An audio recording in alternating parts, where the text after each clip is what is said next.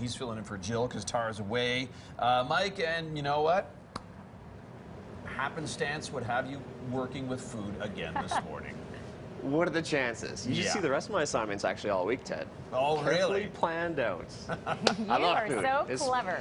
I know. On Monday morning, what better place to be than Famoso Pizza? Fantastic. You know, I've always had problems with crust and making homemade pizza because not only can I not find a good recipe until Julie Van Rosendahl gave me one, I have problems stretching it out and fitting it on the pan and cooking it properly. Thankfully, Justin, one of the co-founders of Famoso, joins us this morning. Flew in from Vancouver just to be here. We appreciate you doing that. I'm happy to be here. And you said you can show me some mad skills here when it comes to stretching out the pizza, because I don't see a rolling pin around. And you said, no, yeah, we don't use rolling pins. We don't do that. It's one of the rules of doing authentic Neapolitan pizza. And you have to hand stretch every pizza. Okay. And the reason we do that is it's a very light flour, and you want to keep it as light as possible. And what happens when you use a rolling pin is you actually squeeze out all the air and it becomes a harder dough. Yeah. So if you gently stretch it by hand, you're going to have little mini air pockets throughout the pizza. It'll actually be lighter. So That makes sense. To air your pizza. Okay. So I'll show you how to do it. There's 3 steps. First one is take your four fingers and you basically go from the middle and you push out to the edge, but don't go all the way because you want to leave a little bit of a crust. Okay. And then you spin it and then do the same thing and you work your way around the pizza and you can actually see some of the air getting pushed out to the edge there. So you're going to have a nice airy crust and you flip it over, just do the same thing. Okay. So that's the first step there. So second step is you want to get it a little bit bigger. So you're going to put one hand there, flat hand, and you're going to want to turn it. And then with this hand, you're going to want to pull it. So you're going to go like that. You give it a good pull. Stretch. Yeah. Yeah, you don't Yeah, have to actually, be it's too pretty gentle. elasticy, Yeah. surprisingly. Yeah, definitely. Mine at home is not. So this is going to get credit card thin in the middle, which is great because, you know, we don't want to eat more bread than we need to, right? Right. And then it does have a crust on the edge. So the third step is the one I like the most, and we'll see how you do with it. It's going to be a little bit of a toss. No. Oh, yeah. So I'll show you first, and then we'll do it together. Okay. Okay. So put it on the back of your hands, and you're going to kind of push one arm a little bit higher and twist a little bit, and let it land. You do that? You make that look really easy. So do a little practice, kind of like that. Just There you go. okay. A little more height. Ready? Power 1, go. 2, 3. Oh, look at that. One more. One more. A little more height. Oh. Well, at least it didn't end up on the floor. It's actually happened to me where it did land on my head. So I'm It happens to glad the that best didn't of them, happen right? this time. Look at that. That really stretches that out. Now, interesting about this too, you said the flour you get from a unique place. It's not just your average run-of-the-mill flour. Yeah, so for those who don't know, Neapolitan pizza means pizza from Naples, Italy, and that's where pizza originated 200 years ago. And so we basically do it exactly how they do it there. And to do that, we had to sort of source out the right ingredients, and it just turns out that getting the flour right from Naples is the way to go. It's a 0-0 flour, and that means it has lower levels of gluten, so you can digest it a lot easier. And it cooks well in our high heat oven, which is 900 degrees, and takes 90 seconds to cook the pizza. So Okay, 90 seconds. So next time we see you guys, we're actually going to make some pizza and talk a little bit more about the sauce, because the sauce is unique in a couple of ways. We'll be chatting about that later on this morning. Ted, Jill. Fun fact about pizza sauce, I could drink it. I love it so much. Do you? No, I don't do it, but I could just. You could. I love pizza sauce. If you had the option. Mike's Yeah. got a pretty sweet assignment this morning. Let's check in with and Mike Yawney on location this morning, making some pizza. He took care of the dough, and now it's time for what Ted says he could drink out of the container. Yes. The sauce. Tomato sauce, pizza sauce, you bet. And they make it in-house here at Famoso. We made the dough earlier, but Justin said, we don't let dough sit. It's got to be fresh. You threw that out. We started fresh, and you just put this out. We're going to make our first pizza in the morning. yeah, let's do it. Okay, what are we making?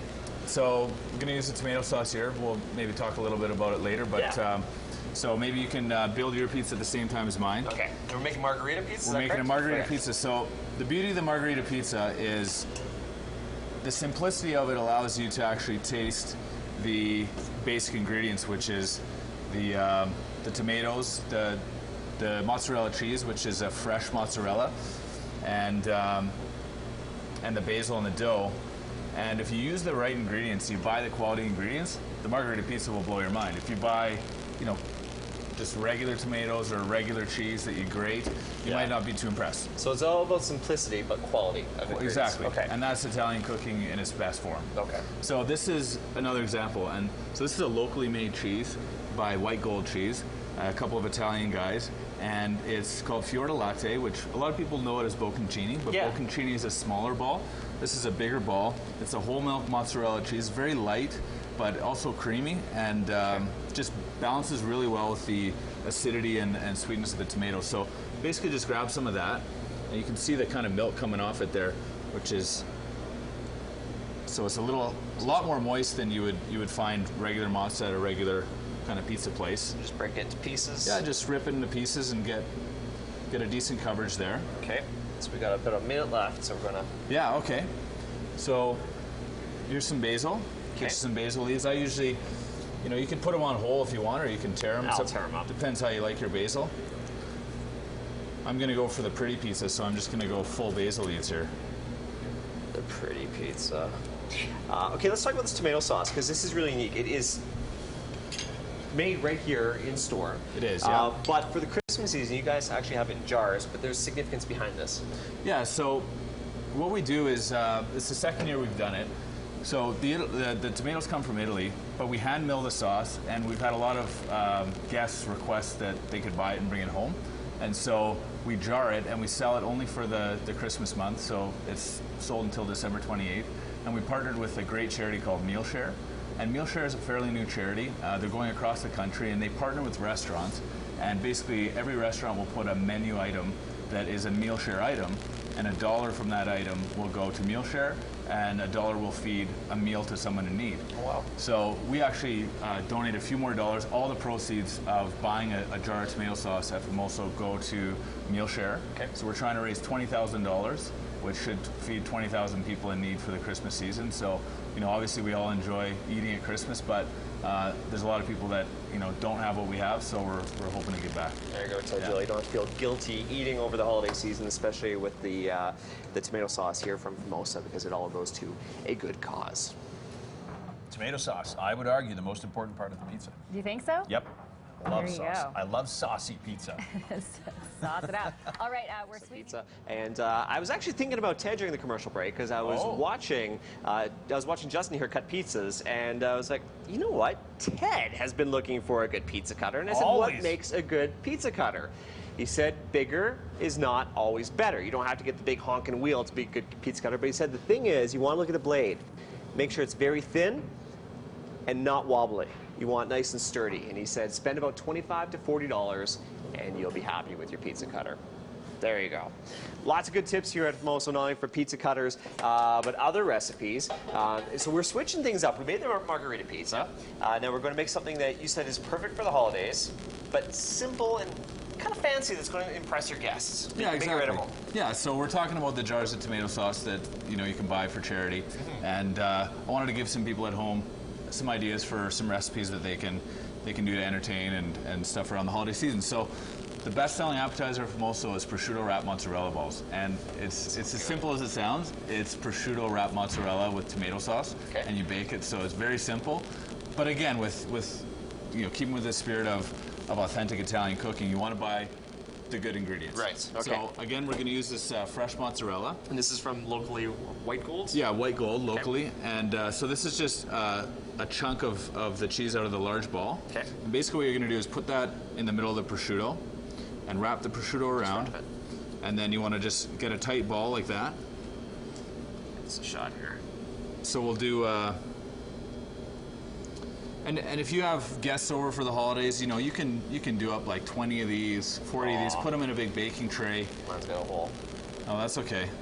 The cheese it doesn't have to be pretty. Okay. Oh, okay. Yeah, just pretty much squeeze a ball. This is not pretty at all. And hopefully it stays together. So I'm gonna probably be done about 5 by the time you're done 1, but that's okay. I think you've been doing this a little bit longer than I have. So the thing about why I love this dish, first of all, it tastes amazing, but second of all, it really showcases the tomato sauce. So we tend to get the most compliments on our tomato sauce when we serve this dish, because what happens is the prosciutto, when it's in the oven, will sweat some salt off into the sauce, And so the sauce gets a little bit extra salty, and people just rave about it. So, So you just pour it so over you the just top? pour enough to cover, and a little bit on the base. So that's going to go in the oven. That's going to go in the oven. How at home? What temperature? How 5 long? to 10 minutes. You know, max temperature. There isn't too hot with this. Really? So yeah. 400, 500? Yeah. If you can get a nice char on the top of the ball, so that the prosciutto gets even a little bit crispy, then that's great. And then what happens is this fresh mozzarella is going to be fully melted inside, so you get a little bit of a crisp with the prosciutto. You get the nice tomato sauce, and then the mozzarella oozes out. Look at that. Oozy mozzarella with, of course, try the that right homemade tomato sauce here at Famoso. If I can cut it, I'm going to try it. Just go for the whole thing. Go for that's a... No, I there we go. Pretty good? That was really good. Yeah. A little bit sloppy, but it's delicious. And rumor has it, are there Brussels sprouts involved now, Michael? Look at this. A big bowl of Brussels sprouts just for you, Ted. I know you love them. Justin promised, that even if you don't like Brussels sprouts, you will like this pizza. You're already getting some new dough ready there. Now, I teased earlier on the show why you should let it rest for 24 to 48 hours. Why is that key?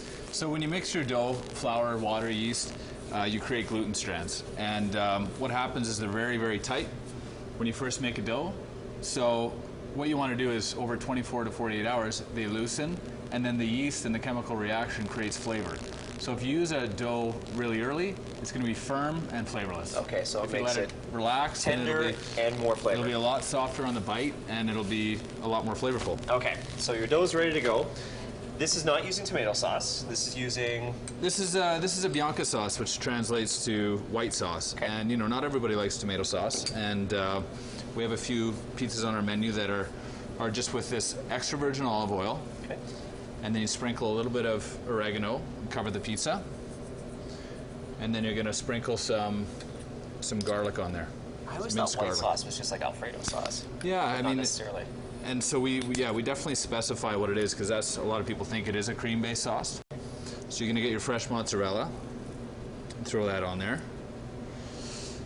And then if you can just pass me the Brussels sprouts, that'd be fantastic. There they are. That's a lot of Brussels sprouts. Is this all going on there? Yeah, I mean, these are sort of broken down Brussels sprouts, so they're not actually like the thick Brussels sprouts, so it's actually quite light. So we got about a minute left, so I know Sure. there's a few things that we still have to throw on there before we put it in the oven. Yeah, exactly. So this is Brussels sprouts, gorgonzola cheese. This is prosciutto, but it's baked prosciutto, so it's sort of like a really high quality, similar to a bacon bit, but with prosciutto. And then we bake that, and what we do after is we put on walnuts. So you're going to bake it, and when it So comes we out, you bake put it, walnuts put on walnuts, and then you put on dates. Dates? Dates, Wow. yeah. I never would have thought you'd have pizza And with dates. then you would put on a drizzle of honey. So for those of you who don't like Brussels sprouts, give them a second try, because when you combine them with this, you have salty, you have sweet, and this has turned into sort of like a cult classic at Famoso.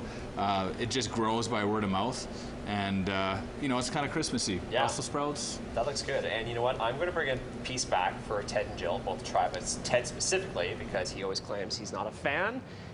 Maybe he'll be a fan after this. And remember, if you come down to Famosa, the proceeds from the tomato sauce all goes to MealShare, a great cause. So come down, fill your belly, and feed charity as well. Ted, Jill? Could you pack up those meatballs too, please?